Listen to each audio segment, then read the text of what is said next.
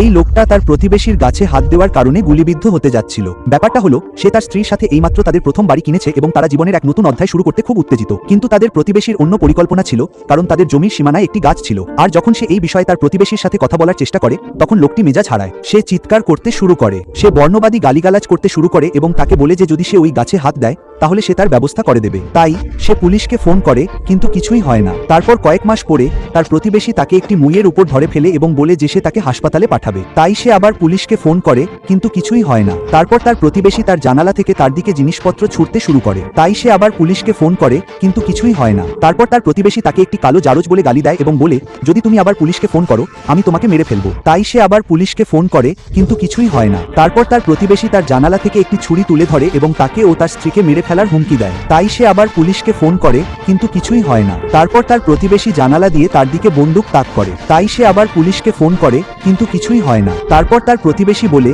আমার গাছে আবার হাত দিলে তোকে গুলি করব। তাই সে আবার পুলিশকে ফোন করে এবং তারা তাকে শুধু ওখান থেকে চলে যেতে বলে। তারপর একদিন বিকেলে সে বাইরে গাছ ছাড়ছিল, আর তার প্রতিবেশী ওপরের তলার জানালা থেকে তার ঘাড়ে গুলি করে। সে বেঁচে যায়, কিন্তু তার মেরুদণ্ড ভেঙে যায় এবং ফুসফুস চুপসে যায়। এবং 10 মাস ও প্রায় 20টি পুলিশ রিপোর্টের পর পুলিশ প্রধান অবশেষে বলেন, আমরা এই ভুক্তভোগীর ক্ষেত্রে 100% ব্যর্থ হই।